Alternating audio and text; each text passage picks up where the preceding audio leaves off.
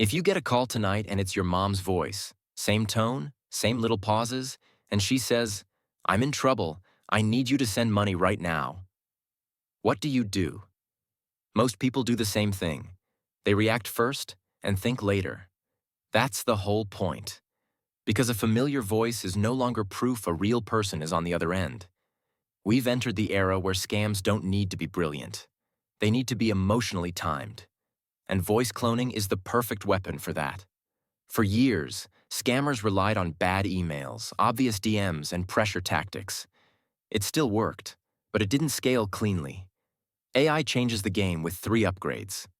First, scripts. Scammers can generate natural language that sounds normal, not like a template. Second, personalization.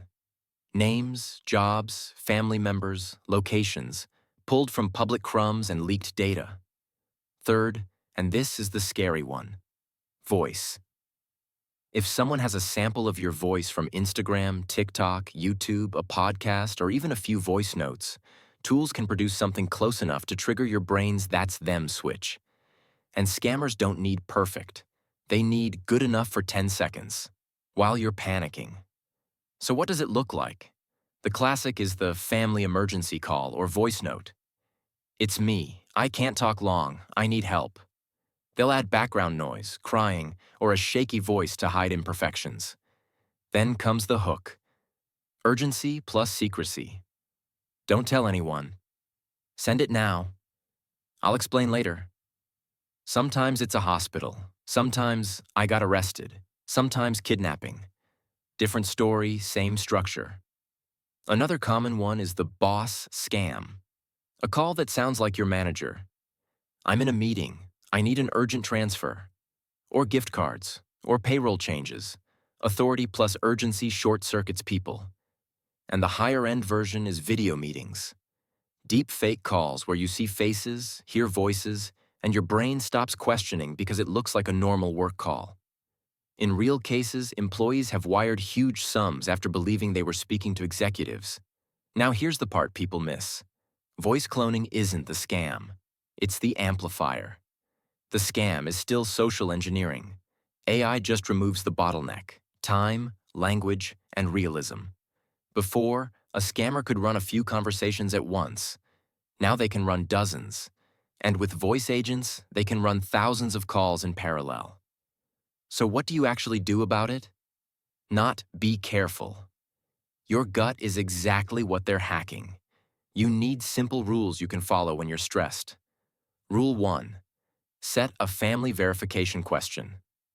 A safe word, a weird phrase, something only your real family member will know. Not birthdays, not "where were we born." Make it private. Rule 2. Treat any urgent money request as fake until proven otherwise. Even if it sounds perfect, your default move is hang up and call back. Not the number that called you. Use a known number you already have saved. Rule 3. Slow the timeline on purpose. Scams depend on speed, so you add friction. "I need 2 minutes. I'm verifying." If the person fights verification, that's basically a confession.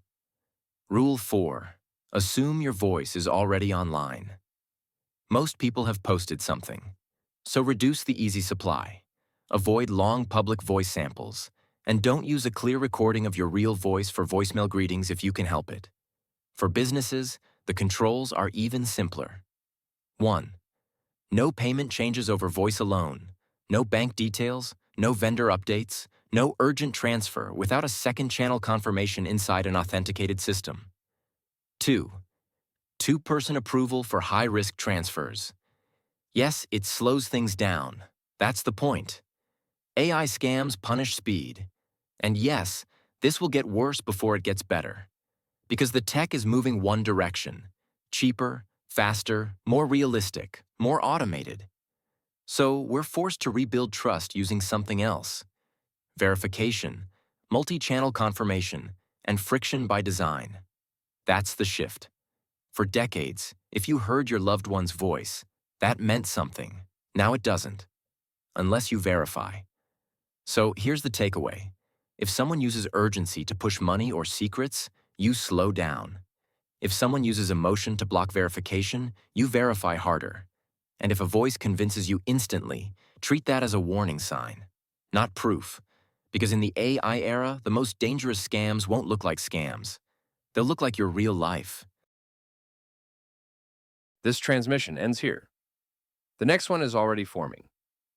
Stay aware and subscribe to Remain in the Signal.